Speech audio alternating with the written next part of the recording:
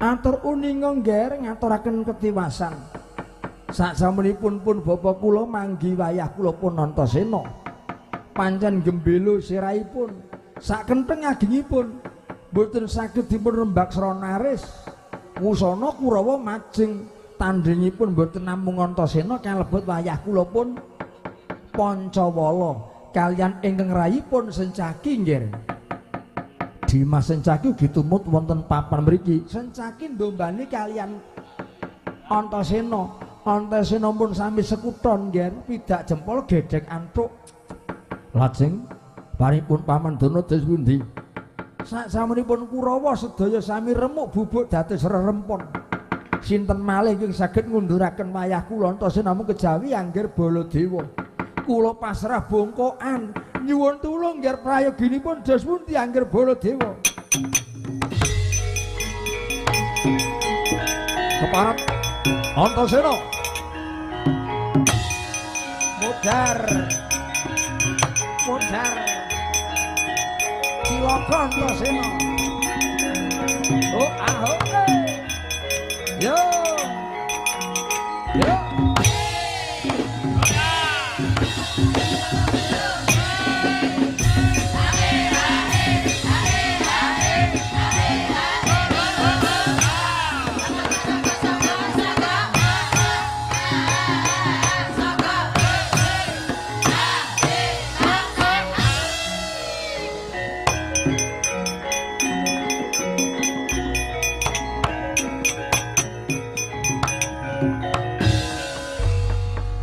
Angger Baladewa dereng ketemu Antasena kok kesusu pun dijogeti. Merga kula ajeng kaulan bengi niki, ajeng nyembelih wedhus. Kok mawi nyembelih wedhus? Non kok nyembelih wedhus? Merga wedhus saniki agak murah regane. Wedhus 10 didol mboten iso nggo nyarutang. Mila timbang mboten enten ajine ajeng kula sembelih. Kula ajeng kaulan bengi niki. Kaulan apa? Antasena kelakon mati, Sencaki mudhar. Mongko sing mateni angger Baladewa piyambak. Pundi pitados kaliyan kula? Calone bengi niki Sencaki Antasena mudhar. Nek kula kok dereng percaya. Nun, kula kok mboten percaya gampang temen. Ampun malih kok dicekel, ampun malih kok dipateni. Antasena niku ndugal kewarisan. Nek utang ajeng ditagih pun nglungani. Nek utang ditagih dheweke malah nangis dhisik adol welas. Mila sing ajeng nagih terus mboten pegel luluh atine. Ngeten Kakang Durna. Niku rak wingi-wingi nek bengi niki lakon cilaka. Merga niki dina pupak pusere Antasena. Lah nggih Antasena, nek Sencaki dereng karuan. Sencaki niki dina pringkelane Sencaki, ngeten. Pupak puser ketemu karo pringkelan ketemu mudhar alias bedodong. Sencaki bedodong, Antasena mudhar. Ampun kesusu bungah ditontoni saking ketebihan Kakang Durna.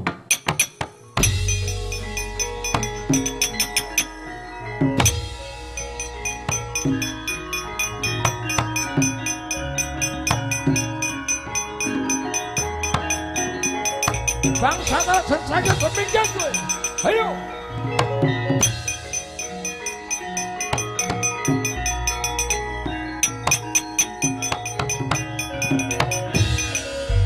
Lepat kula menapa Koko Prabu dosa kula menapa piye? Kowe takon luput tanpa dosa. Ndi ana menungsa iso ngilu karo dithoke dhewe? Ndi ana wong sawara karo lupute dhewe Sencaki? Cedhane kowe teko papan kene kowe sekuton sarembuk karo Antasena. Padha karo wani karo pun Kakang wani karo Yai Duryudana. Kula mboten wani dhateng Koko Prabu Baladewa ning kula mbiyantu angger Antasena. Padha wae. Aja melu-melu. Mundur. Mundur. Menawi kula mundur mboten pikantuk damel pertamtung kling semaken ingkang rayi. Satriya mundur kok ora entuk gawe mlayu. Munduri Sencaki menika menawi sampun dados kuwanda. Piye? Diangsat elek. Kowe gendhong ke umuk. Wah, derajate diapure Sencaki kok kandha gelem mundur wis dadi kuwanda kelakon modar dublak tukak mati.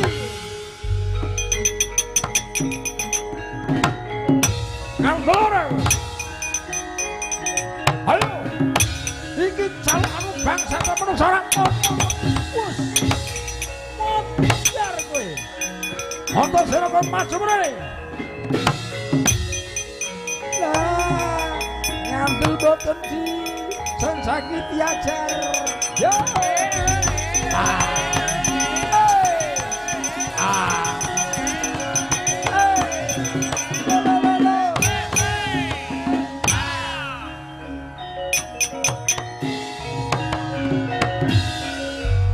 Kok mandek dhewe, saya ora disenggaki. Nenggaki dhewe nganti aor. Sancaki diajar Baladewa dicuni.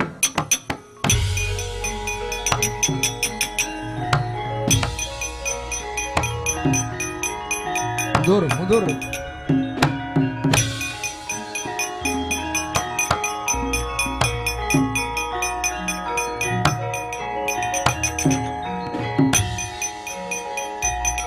Menungsa Ratono. Enggak.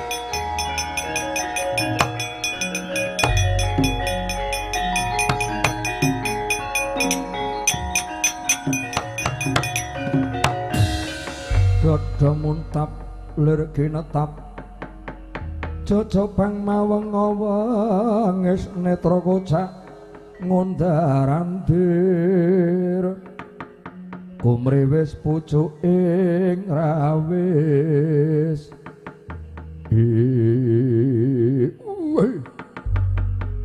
Antasena Pak Gedhe Baladewa aja melu-melu mundur. Pancawala wisanggeni kon minggat saka papan kene. Aja ngame-ame kalungguhan, aja ngege mangsa ngelak wanci. Bayi wingi sore kok mendem karo derajat maket, mendem karo kamukden. Dudu karepmu, dudu perkarane wisanggeni lan Antasena. Bener, Pak Gedhe, bener. Iki dudu perkarane wisanggeni karo Antasena. Ning sak ora-orane aku Kakang Pancawala wisanggeni duweni hak, duweni wewenang. Yen upama nakokke njaluk balining praja, merga sing kagungan kuwi para Pandhawa. Wong nyilih kudune ya mbalekke, nek wong utang yen ora ndablek kudune ya nyarutang. Wong nyilih kudune mbalekke, wong nandur bakal ngunduh. Nek utang kudune ya nyarutang. Aja mejang karo wong gereng. Bali. Ora arep bali Pakde yen ora entuk layang kekancingan ning negara Ngastina. Bangsat elek. Keparat Drohon Simonon. Mas Kiber trayole binatang. Meker mer Sidonder. Oktober, November, Desember. Meker mer Sidonder. Mekermen meli dae matu. Put. Padake kaya merek sendal. Ora gelem minggat dublak tungkak. Sak karepmu Pak Gedhe arep cara apa tak manut wae. Tempiling siramu kelakon merapat jajal kene. Mati kowe. Monyar.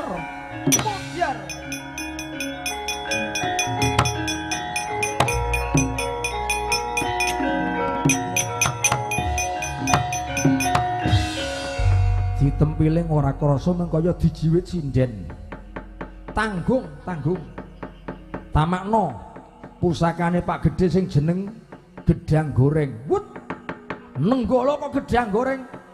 Kuwi jenenge nenggala. Nenggala gedhang goreng padha wae. Beda, gedhang goreng kuwi panganan, yen nenggala kuwi pusaka. Mergane landhepe kuwi landhep ngarep. Nek nenggala landhep ngarep. Lah yen pusakane Pak Gedhe sing jeneng limpung kuwi rak padha wae gedhang goreng. Nek cara ngayogja mengetan kuwi jenenge gedhang goreng, nek cara Yoja Mengulon jenenge limpung. Yen limpung kuwi landhepe ngarep karo mburi. Oh, dadi nek limpung kuwi landhepe ngarep mburi, nek nenggala landhepe ngarep. Iya. Nek cara nggonku beda. Sing wujude kaya limpung kuwi dudu nenggala, dudu limpung. Terus nek cara nggonku kuwi clorot. Lho, lah kok clorot? Aduh sungsate. Mergo nek clorot kuwi landhepe nggon ngarep. Nek nggon mburi kuwi papak utawa bujel. Mula nek upama wong arep mangan clorot kuwi kudune saka ngarep aja saka mburi. Lah nek limpung saka ngarep ya oke, saka mburi dadi kuwi nek limpung. Ning nek clorot gelem ora gelem, lenggadane kudu saka ngarep. Pusakaku nenggala tampan damakno kene wae.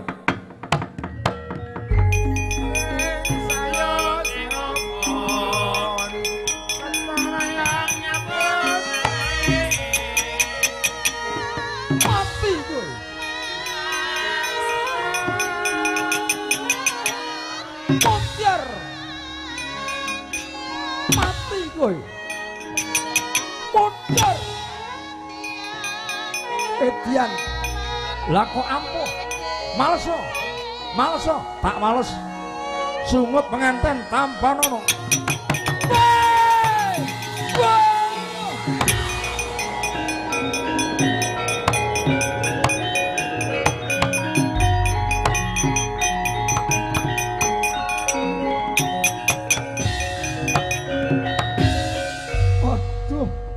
Mati aku Antasena, mati aku. Mati aku, Ger, aku mati. Mati kok omong. Aduh cilaka aku. Antasena, aku cilaka. Wong genah ning kene kok cilaka. Sing jenenge wong cilaka kuwi nek upama diapusi dhuwit, kancane utang ora mbalekke ku jenenge cilaka. Wong apa-apa ora kok cilaka, sambat-sambat. Aduh aku njaluk tulung. Aku njaluk tulung. Ora arep tak tulungi. Mak cilik Sencaki, Angger Antasena. Prayogane Siwa Baladewa dicemplungke gedhong Pakunjaran dikumpulke dadi siji. Wis tak gendhawu. Aduh Sencaki aja. Aja Sencaki. Aduh.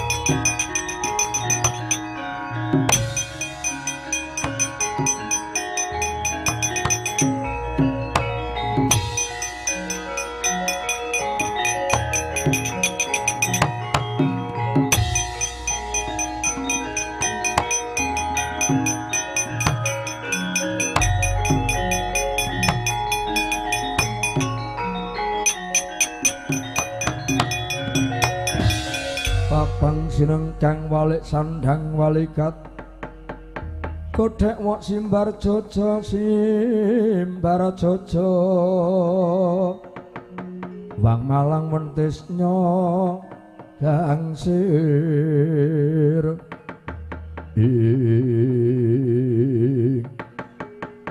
Siwa Baladewa tak tamani sungut pengantin ambruk dijungkel. Siwa Duryudana ora patut aja gendhong aja kumalungkung. Nadyan Koko Prabu Baladewa kantaka nanging Duryudana durung karuwan. Ora sah sombong. Wong nek sombong kuwi mengko bakal cilaka ketemu mburi. Bakal iku irangan. Tak jaluk layang kekancinganing praja. Lakon gembol ndasmu maju mrene wong.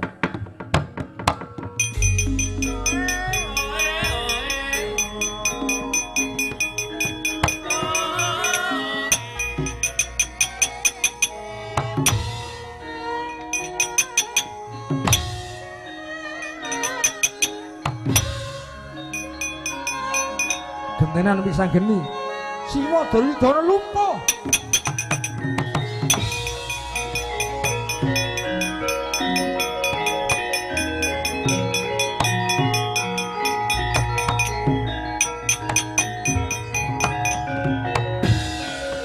Wong perintah kok ujug-ujug Kakang Antasena. Prajurit ya ngene iki ye. Ora samawi diabani, wis kudu ngerti karepe karo ngarep piye, kudu iso nglanggati. Ngono, ora beda pacar bocah wadon kudu ngerti karo sing lanang. Lho karepe piye upama sing lanang kangen, sing wadon kudune ya nyalahi. Upama sing putri kepengin dolan semono uga sing lanang kudu melu ngetutke utawa melu momong ngombyongi iku jenenge wong gendhon rukun wong brayan. Aja nganti mung trimo diladeni ora gelem ngladeni, kudu gentenan. Waduh, mati aku njaluk tulung. Siwa Duryudana ora arep tak tulungi, wis ora usah tulungi. Tinggal lunga. Men dirubung semut. Aja aku njaluk tulung. Paman Sencaki lebokke gedhong Pakunjaran Siwa Duryudana.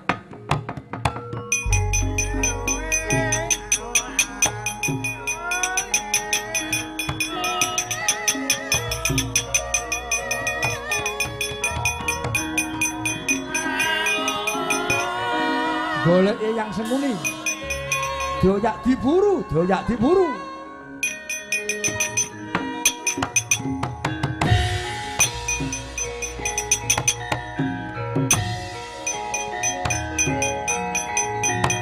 Nah,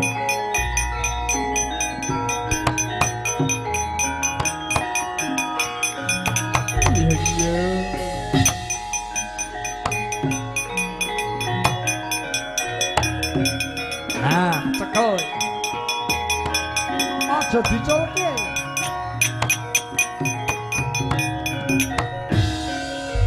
Eyang Sumuni arep nyang ndi? Kula badhe mlajar.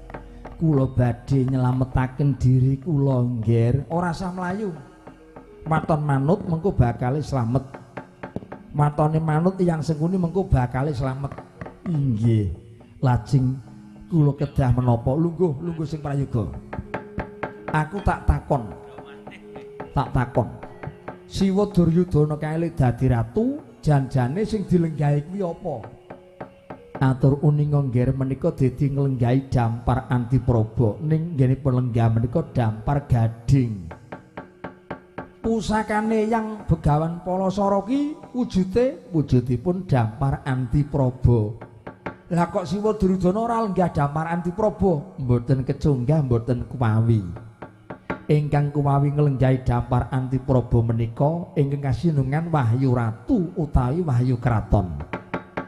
Men supaya adil, rene ngono aku ana Kakang Pancawalana wisanggeni. Aku tuduhno ana ngendi lan kaya ngapa wujude dampar Antipraba men Danadi njajal dhewe-dhewe. Nek upama Kakang Pancawala kuat nglenggahi dampar Antipraba maratandani kuat kasinungan Wahyu Ratu, monggo nggih kula dherekaken yen ngaten nggih.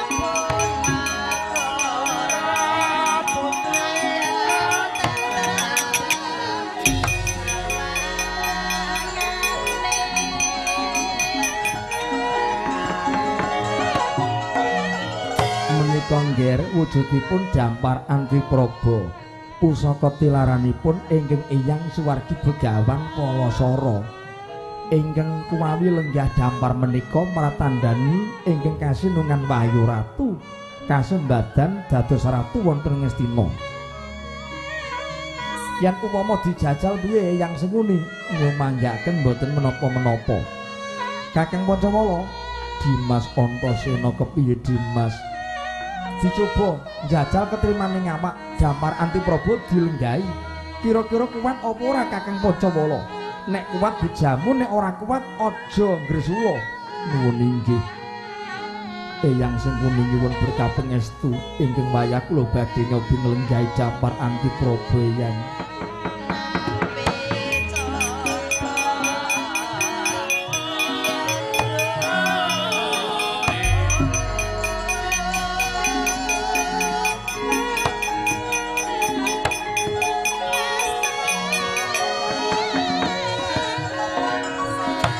Dodok nyembah kaping 3 Raden Pancawala.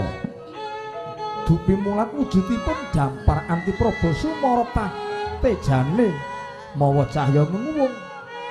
Nedya nglenggahi dampar Antipraba bawaning Raden Pancawala satriya ingkang datan kasinungan Wahyu Ratu.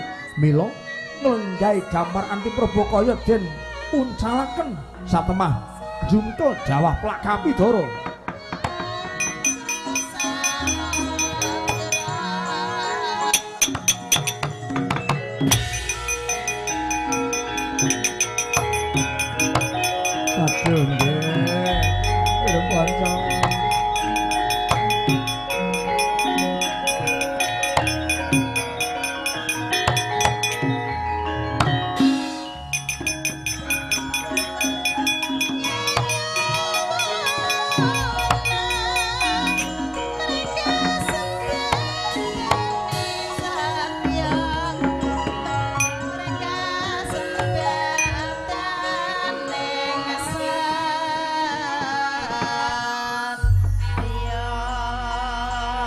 Nyuwun pangapunten mratandhani anggir Pancawala mboten kasinengan Wahyu Ratu. Kakang Pancawala kok ora kecunggah, mung lenggah dampar kok ora iso. Dimas Antasena dayane panas. Nggonku arep nglungguhi dampar Antipraba ngungkuli mawa bathok kaya diuncalake. Mula pun Kakang banjur dawah kalenggak. Saiki ngene yang sengkuni aku tak takon. Syarate iso lenggah dampar ki kepiye, kudu kaya ngapa, nganggo sajen apa, syarate kepiye? Nyaos priksa nggih, ingkang saged lenggah dampar menika ingkang nglenggaken ugi pusaka Ngastina, wujudipun gajah Antisura. Lah gajah Antisura mongko kelenggahan menika murca saking wentilan, ical tanpa ketandha. Pramila yen angger sedaya saged manggihaken gajah Antisura lan saged dipun lenggahaken dening gajah lenggah wonten dampar Antipraba menika ingkang kecunggah nampi Wahyu Ratu. Yen ngono Eyang Sengkuni lan Kakang Pancawala Dimas Antasena sawetara dina mapan ana ing negara Ngastina ngenteni wahyaning mangsa kala sing iso dilenggahke dampar Antipraba, sing iso dilenggahke dening gajah Antisura sapa Kakang? Dinteni disramtakke Kakang Pancawala.